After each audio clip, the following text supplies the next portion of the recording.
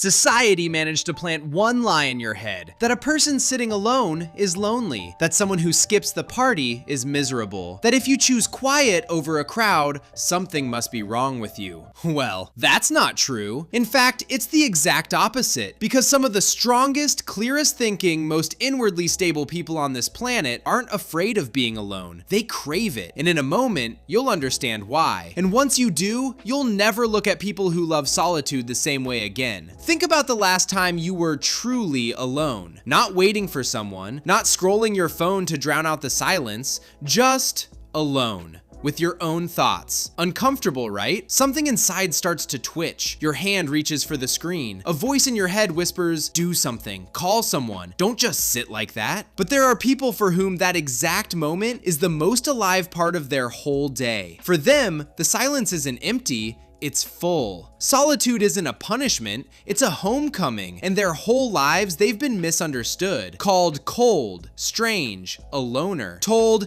just come out of your shell already, as if the shell was the problem, and not the one place where they can finally breathe. But here's the thing, loving solitude isn't a glitch in someone's character. More often than not, it's the sign of a brain that works differently, and honestly, in many ways, better. Today, we're going to climb right inside the heads of people who love being alone.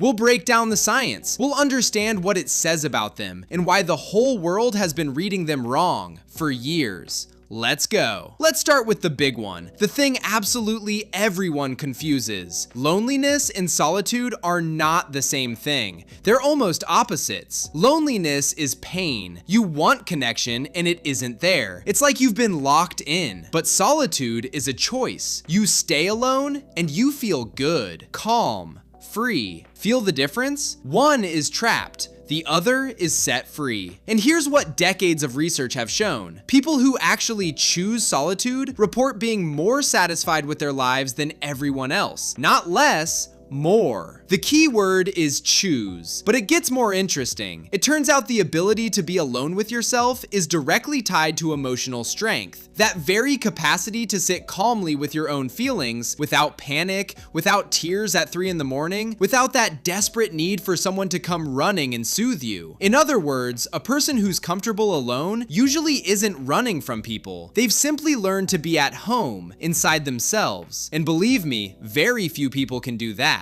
So when you see someone perfectly at peace in their own company, you're not looking at someone who failed to connect with others. You're looking at someone who connected with themselves first. Now, inside the brain, into the wiring itself. The thing is, our nervous systems process the world differently. For some, a loud party, the chatter, the packed schedule, that's fuel. They charge up. But for others, that same room, slowly, quietly, drains the battery, drop by drop. The crowd, the small talk about nothing, the background noise, it all piles up, silently, until the system just overloads. And for these people, solitude isn't even a want. It's a need. It's the only place where their overloaded brain can finally exhale. But watch, here's the most fascinating part. There's a special network in the brain. It switches on precisely when you're not busy with the outside world, when it's quiet around you. And it's in those exact moments that the most important work happens. You make sense of your life, you process emotions, you file your memories into place, and you generate new ideas. So people who love sitting in silence aren't wasting time. Their brain in that moment is doing its most valuable work, precisely because the outside noise has finally shut up. And by the way, check it yourself. How many of your best ideas came to you in a loud crowd? Or did they come in the shower, on a walk, at night, lying awake, unable to sleep, completely alone? Exactly. That's no coincidence. That's your mind finally getting the space to think. Now, the trait that makes these people both wildly attractive and slightly intimidating, they don't need you. Sounds harsh, but it's actually one of the healthiest things a human being can have. Look, most people enter relationships and friendships from a place of need, searching for someone to complete them, to confirm they're worth something, to plug that emptiness inside. But a person who feels good alone operates differently. They've already put themselves together on their own. Their sense of self-worth doesn't hang on someone else's approval. And so when they choose to spend their time with you specifically, that carries a whole different weight. They're not with you because they're afraid of being alone. They're with you because they truly want to be. Feel the difference? And here's the irony. The one who knows how to be happy alone often turns out to be the best partner, the best friend, because their love isn't desperate, not clingy, not born of fear. It comes from fullness. They're not looking for someone to rescue them from themselves. They rescued themselves a long time ago. Stop for a second. I want you to notice something. Everything we just talked about, the world reads backwards. Need some time alone? Antisocial. Went quiet at the party? Boring. Distant. Don't beg for anyone's company? Cold. Would rather stay home? He's missing out on everything. But look closer. What looks like avoidance is self-awareness. What seems like coldness is independence. What got labeled missing out is a deliberate choice to save energy for what actually matters. We built a world where constant socializing is the norm, and silence is something to be fixed. We applaud the loud, the busy, the always available, and we quietly pity the ones who step aside. But what if we've had it backwards this whole time? What if the ability to be alone, truly, calmly, happily, isn't a defect to be corrected? What if it's one of the rarest forms of inner strength a person can have? Because here's what people who love solitude have in common,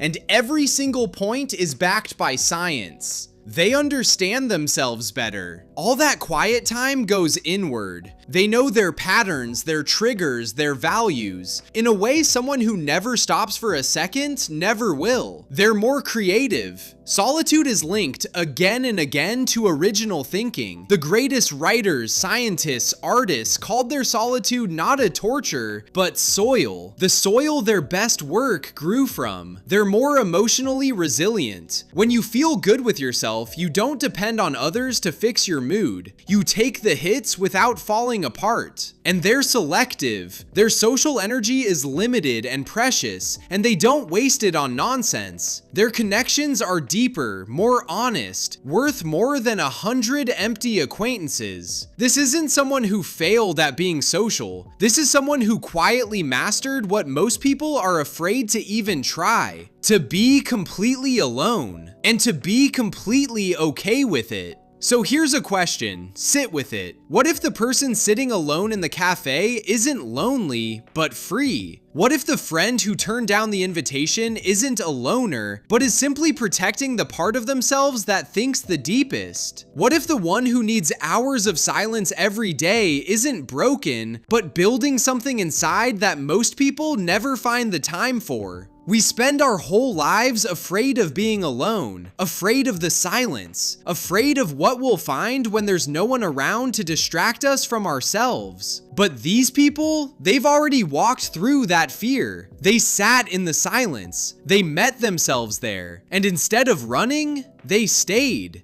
And they understood what most people run from their whole lives, that the relationship you have with yourself, in the silence when no one is watching, is the foundation for every other relationship you'll ever have. Solitude was never the problem. The problem is that we never learn to be at peace with it. And maybe that's the whole answer. If anything in this video was about you, write in the comments, what does your perfect day alone look like? I read every single one. And if this video gave words to something you felt for a long time but couldn't explain, send it to someone who needs to hear it too. Subscribe so you don't miss the next one. See ya.